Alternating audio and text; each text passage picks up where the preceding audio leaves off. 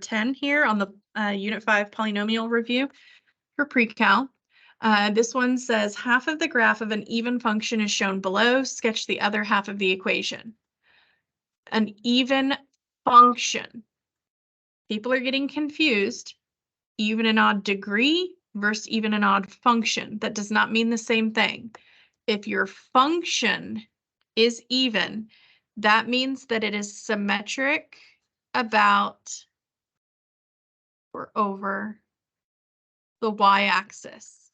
Meaning if I folded it over the y-axis, everything would match up. So I'm going to plot these points. So if there's a point over here at +3 on the x-axis, there would be a point here at -3. Okay, and if this line is going over 2, down 1, it would go left 2, down 1.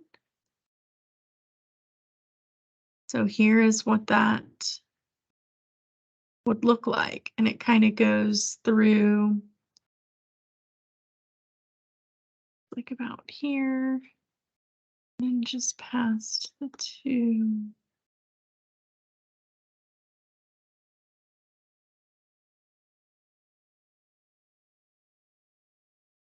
You get the idea. I could have drawn that better, but so that would be symmetric about the y-axis. If I folded it over the y-axis, all these points would match up.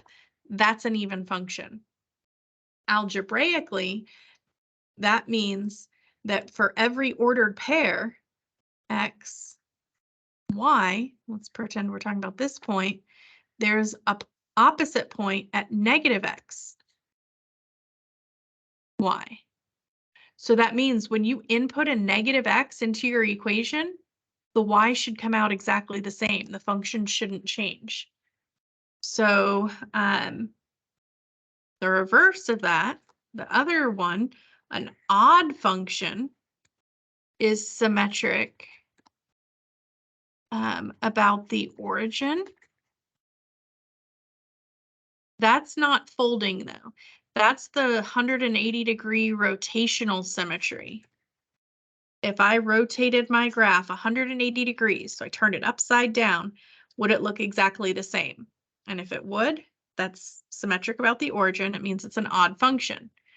Now for this one, the algebraic test is for every point on the odd of an odd function, there is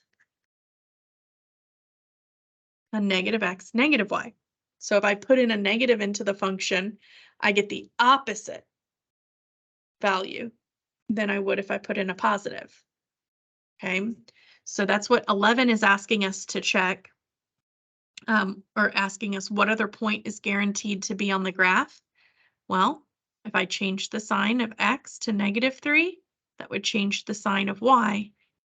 Now a negative on a negative changes it to positive. So if it's an odd function, this point would be guaranteed to be on it if this one was. Now 12 wants us to check this and see, is it even, odd, or neither? The graph doesn't have to be even or odd. It could be neither. But again, the test is input that -x and see, do I come out with the exact same equation, the exact same as I started with for y, or do I come out with the opposite, or do I come out with neither? So I'm going to input a negative for all the x, a -x for all the x's, and then I'm going to simplify. If I raise a negative to an even power, it comes out positive. So that just reduces to x to the 4th. If I raise a negative to an odd power, it comes out negative. So plus a negative, that would just be minus x cubed. And then the -1 isn't affected, it isn't changed because it's not being multiplied by the -x, so that stays. So I want to know, is this equation exactly the same as the original? No, that first term is, but the whole thing isn't, because that second term changed signs. It's the opposite. And that last one stayed the same, -1. So it is not exactly the same. So it is not even, and It's not the opposite. Not every sign changed. Only that middle sign changed. So it's not even either. Or excuse me, it's not odd either. This one is neither. Every sign would have to come out opposite for it to be odd, or everything come out exactly the same as the original for it to be even. All right, use limit notation to describe the end behavior. So we did it from from equations earlier. From a graph's actually easier. We can just see it. We can see the left side is rising and the right side is rising. So left, x is going toward negative infinity. And they didn't name this. We'll just call it f of x. So the left side is going up to infinity. X approaches infinity. That's the right side. Is also going up to infinity. Both the left and right are rising. What must be true about the function's degree and leading coefficient? Well, if they're going in the same direction, that means that the leading term has to have an even degree because they're going in the same direction. This is what we reviewed at the very beginning. Let me just recap that. An even degree, they're either both rising or both falling. An odd degree, they're going in the opposite direction on the left and the right. Okay. So since they're both going in the same direction, I know it must be an even degree. And since that direction is up, I know that that leading coefficient must be positive. Because if it was negative, it'd be flipped over and going down. What is the domain and range? Domain, that's your x's, left to right. Well, it's going left forever, it's going right forever. There are no breaks in between. This is a continuous function, so the domain is all real numbers. Or you can write that as negative infinity to positive infinity. Either one of those is correct. Okay, range, that's your y's, bottom to top. The lowest this graph gets is -3. And the highest it goes is infinity. You can't reach infinity, so that's a parenthesis, but it exists here. It touches at -3, so that's a bracket. Limit notation to describe the end behavior of this given function. Okay, so first it's in factored form, so we have to think, what if we multiplied this all out? So first of all, the x plus 4 squared, that's like saying x plus 4 times x plus 4. If I FOILed that out, I'd end up with an x squared. Here, this is just an x, the leading term, but I have a coefficient in front of all of it. That's 1/6. So all three of those would get multiplied together. So that would be 1/6 x cubed. So the leading coefficient is positive. The degree is odd. So odd and positive, you picture cubic. So the left side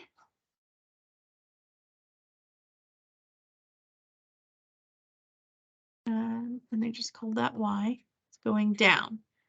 So as x approaches negative infinity, y is going to negative infinity. But as x approaches infinity, the right side, y is going to infinity. The left side is going down, the right side is going up. All right, this one is multiple choice. It says, the graph of this function has the same end behavior as what? Okay, so let's identify the leading term. 3, 7, 2, and nothing. So this is the leading term. So that is odd and negative. So it's going to be this shape. Up on the left, down on the right. So let's go ahead and identify the leading term of the others and check. Well, they all are just one term. So let's just check what shape they would make. Odd positive goes this way. Even negative goes this way. Odd negative goes this way. Even positive goes this way. So which one is the same as this? Is C. Both negative coefficients, odd degrees. All right, this is straight up factoring practice. Okay, you have to be able to factor so that you can find your zeros. In this first one, this is just gonna have a GCF. Both of these numbers, we can divide out the -3, and the variables we can divide out an X. So that's my GCF. That's gonna leave me in the first term with an understood 1x squared. And here, if I divide out a negative, that's gonna leave me with a -2. Okay, so that is as much as I can factor. So now I split and solve. Factoring, we're setting it equal to 0 to solve. So if I set 0 equal to -3x, I would divide by the -3 and I would still get 0. Over here, if I set this equal to 0, I would have to add the 2 over. And then I would have to take the square root. And when I take the square root, I have to put plus or minus in front. So I would end up with x is equal to positive or negative square root of 2. So these would be decimal ones. Okay, so they're not just whole numbers. So 0 and positive or negative square root of 2. And we can see that adds up nicely because that's 3 zeros, and we knew there was 3 possible zeros because of the degree. Okay, on this next one, 4x squared minus 64. This one is a difference of 2 squares. Those are both perfect squares. The square root of 4x squared is 2x. And the square root of 64 is 8. And you do one positive, one negative. So those are my two factors. So I split and solve. So if I were to set this one equal to 0, I'd have to subtract the 8 over and then divide by the 2, and I'd get -4. Over here, I'd have to add the 8 over, divide by the 2, and I'd get +4. You could have also solved this one without the factoring, just added the 64 over and then divided by 4 and then taken the square root. But when you do it that way, you have to remember that plus or minus. If you don't remember to take the plus or minus, you're missing one of your zeros. All right, on this next one, we've got a quadratic trinomial. I've got x squared, the only factors, x times x. The only factors of 7 are 7 and 1. And 7 and 1 will indeed add to 8. So that one does factor. So I split and I solve. So I'd have to subtract the 7 over here. So it would be -7. I'd have to subtract the 1. So it would become -1. So those are the two factors there. In 21, I have this quartic function, but there's a GCF I can take out. All of them have x to higher powers squared. So I can definitely take out x squared. Now, what about the coefficients? Are all of those divisible by 3? If so, I want to take out that -3 as well. So I know 18 can divide by 3 and 48 can as well. So I'm going to take out that -3. So if I were to divide that out, I'd be left with just x squared. Here I would change the sign because I'm dividing out the negative. So I'd be left with minus 6 and then just x. And then here I would be left with minus, divide out 3, that'd be 16. And there'd be no x left here because it was x squared that I divided out. So now I've got a trinomial that I can factor further. I've still got the -3x squared in front. So the only factors of x squared would be x times x. Now 16 has multiple factors. I could do 16 and 1, or I could do 8 and 2. It's the 8 and 2 that could combine to give me 6, though. Notice I have to multiply to a negative. So I need one of these positive, one of these negative, and I want it to add to -6. So I want the 8 to be negative and the 2 to be positive. So I've got 3 factors here that I'm going to this whole thing, set equal to 0, and I'm going to split and solve. So if I solved this first one, it would just come out to 0. If I solved x minus 8, I would have to add the 8 over, so it would be positive 8. And here I would have to subtract the 2 over, so I'd get negative 2. So I've got 3 factors for this one, and you may have noticed the 0 had a multiplicity of 2 because that was an x squared. So multiplicity of 2, 1, and 1. All right, now I've got a cubic, and there's no GCF.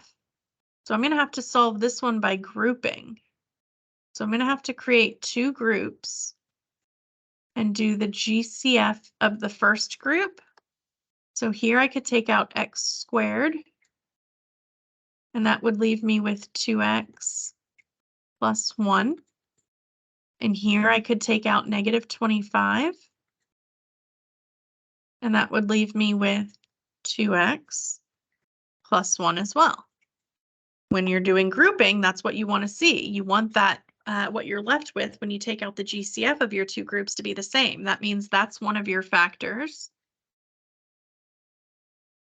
And then you group together what you pulled out. So the x squared minus 25.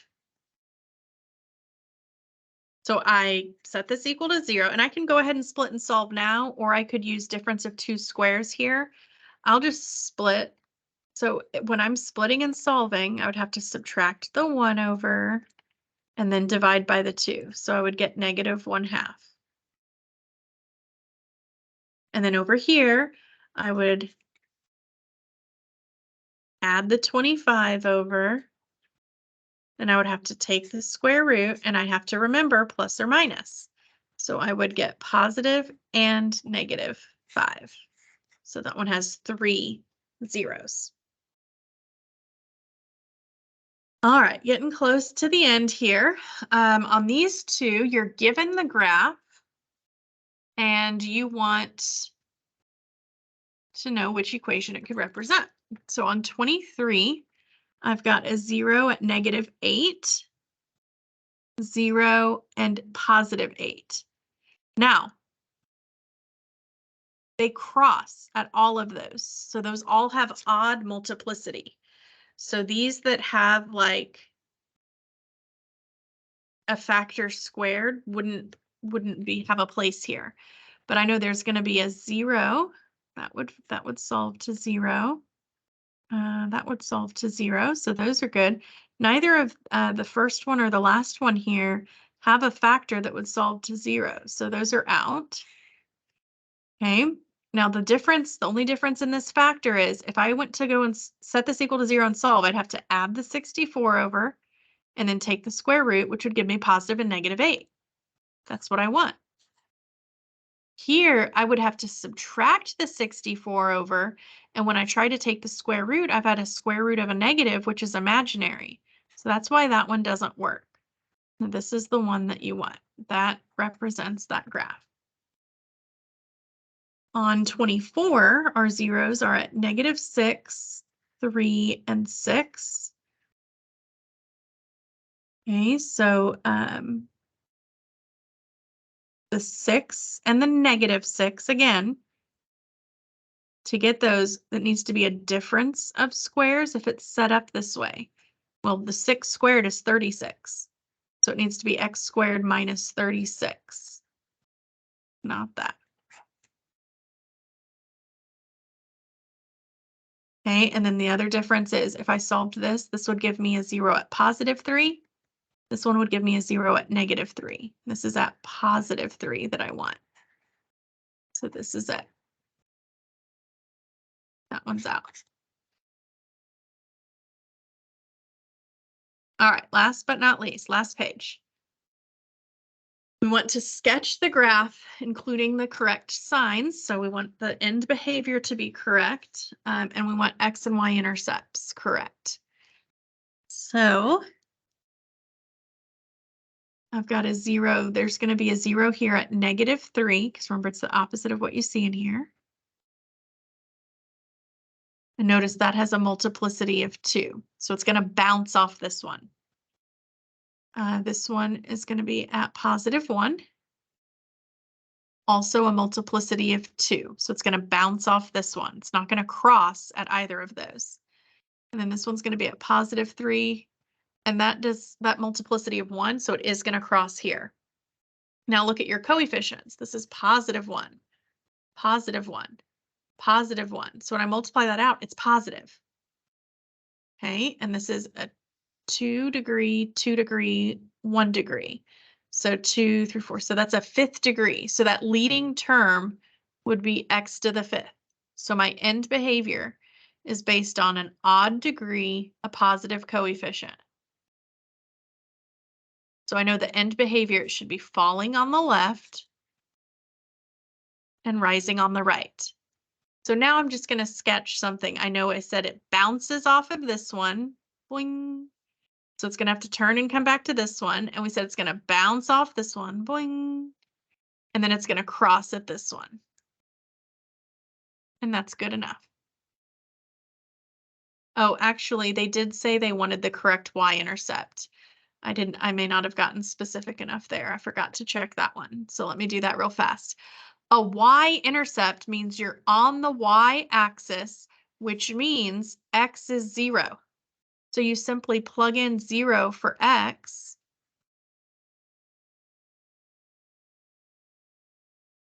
And solve to see where that is. So 0 plus 3 is 3, squared is 9. 0 minus 1 is -1, squared is +1. And then that's -3. So 9 times 1 times -3 is -27. So our y-intercept should be down here. Then let me try that again.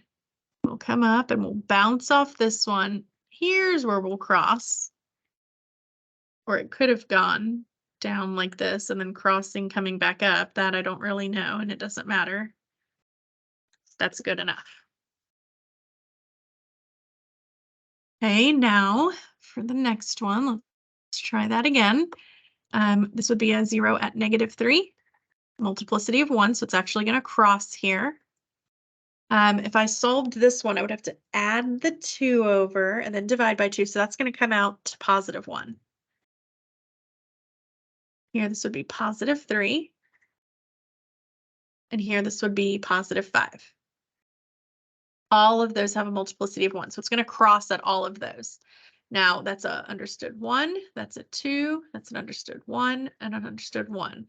So if I multiply those all together, 1 times 2 times 1 times 1 is a 2 for the coefficient, and x times x times x times x is x to the 4th. So this is an even an even degree with a positive coefficient. So the end behavior is going to rise on the left, rise on the right. Now the y-intercept here, I plug in a 0 for all the x's.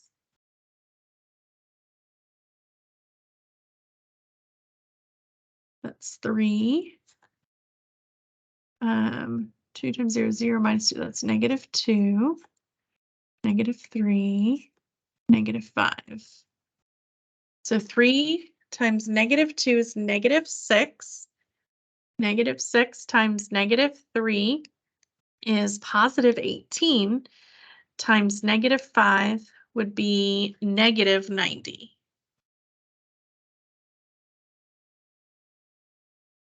90's down here. That's your y-intercept.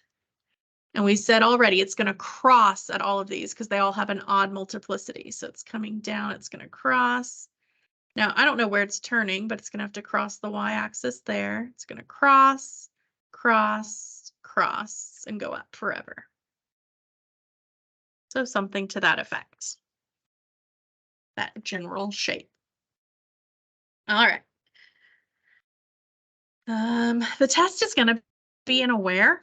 So you're not actually going to have to hand graph. Your graph questions are going to be either here's the graph, tell me about it, or here's the stuff about it, and it's multiple choice, which graph is the best fit. So you would just have to pick the best graph out of the multiple choices. for that type of question instead of actually having to freehand draw it. All right, this actually is the last two, the last section.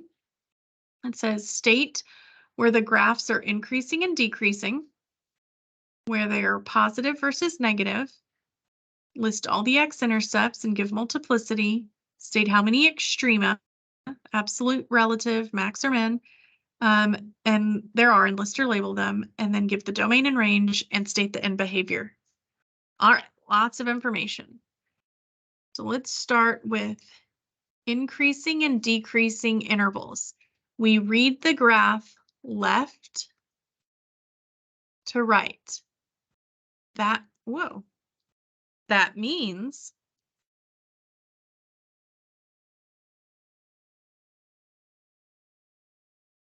we're using x values. Your x-axis goes left to right. So from left to right, this is decreasing until we get to here, which is -6. So it is decreasing. That's from -infinity to -6. Because -infinity, because that goes left forever. And then it is increasing because it changes direction from -6 until we get, I don't know exactly where that's supposed to be. Let's pretend it's there. I think that's pretty close. So that's at -3.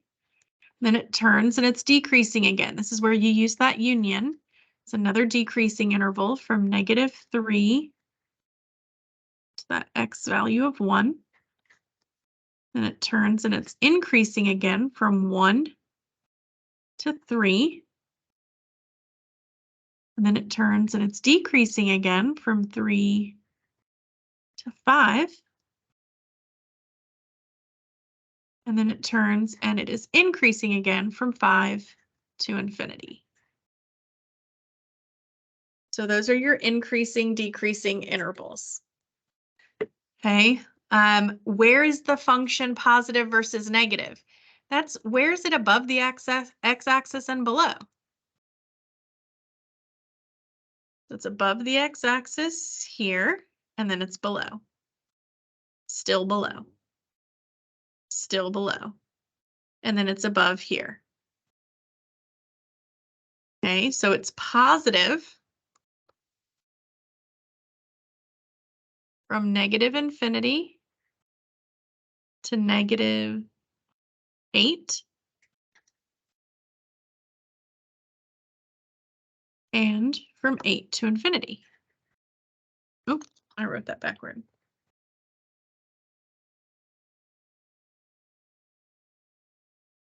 It is negative everywhere else except when it's on the x-axis. It's not positive or negative when it's on the x-axis.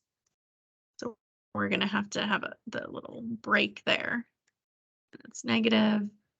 So at both of those zeros, there's going to have to be a break in the interval that we're giving. So from -8 to -3, it's negative. And then again from -3 to +3. And then again from +3 to 8. And again, the reason I couldn't just say -8 to 8 is because there's breaks at those zeros. It's not, if it's on the axis, it's not positive or negative. It's the same reason we didn't use brackets on those 8s. Okay, it's not positive at -8 or +8. It's on the x-axis. It's 0. 0 is between positive and negative.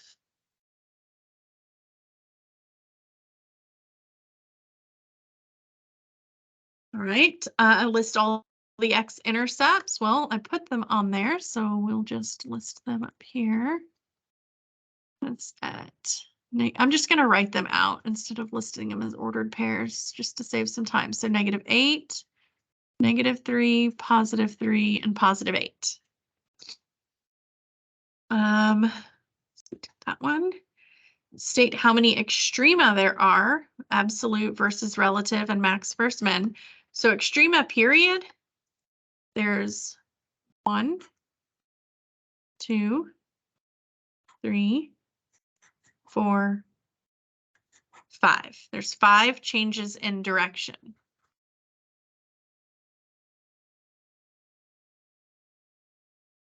But I'm going to be more specific. I'm going to label these for this.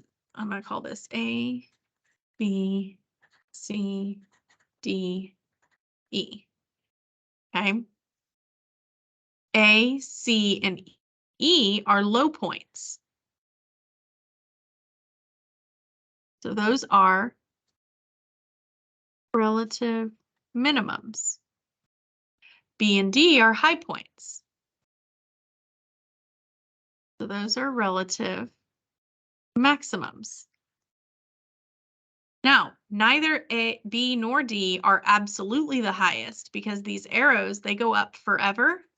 So there is no absolute max. Then out of the relative minimums, the lowest one is C.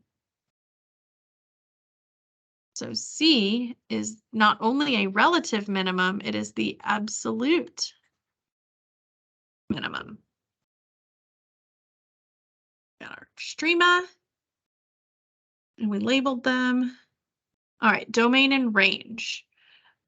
Domain,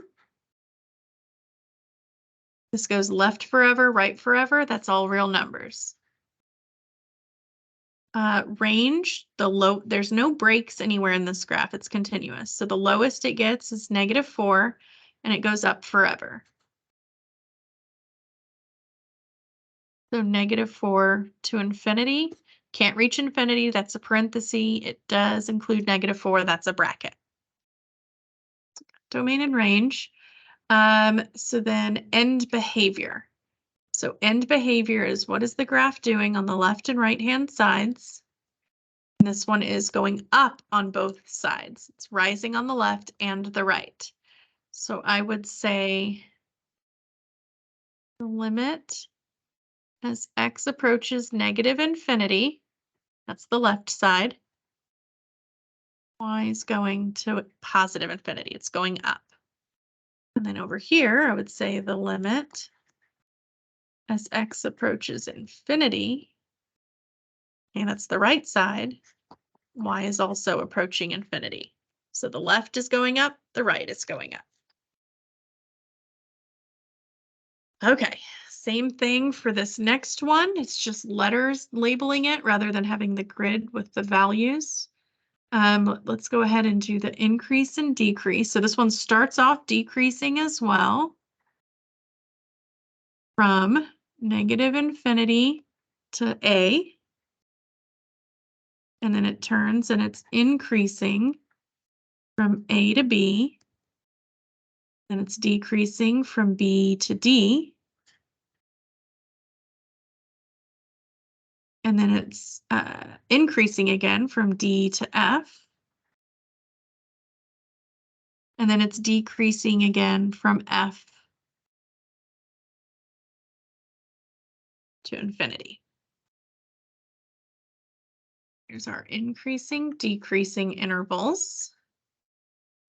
This one is positive above the x-axis. Here, here, and here. It is below the x-axis. Here, and here. So my positive intervals are from -infinity to A. And again, I have to put a break there because at A, it's not positive or negative, it's 0. So then from A to C, and then from E to G. It is negative from C to E, and from G to infinity.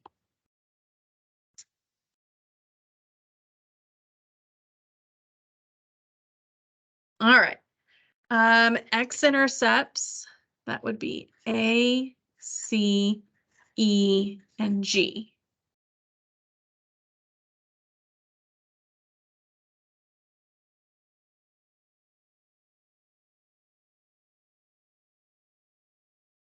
A, C, E, and G. And then extrema. So that's A, B, D, and F. So there are 4 extrema this time.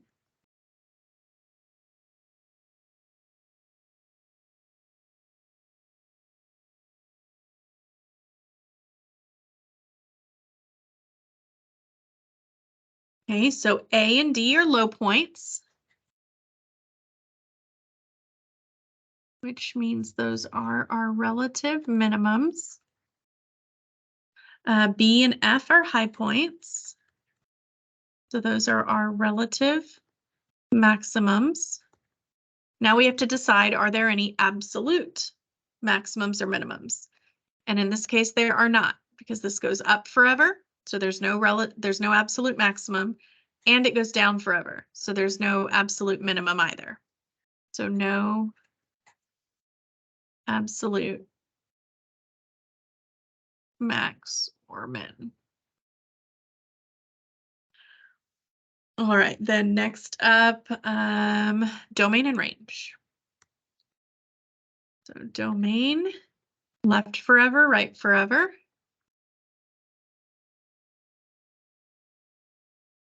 Range goes down forever and it goes up forever.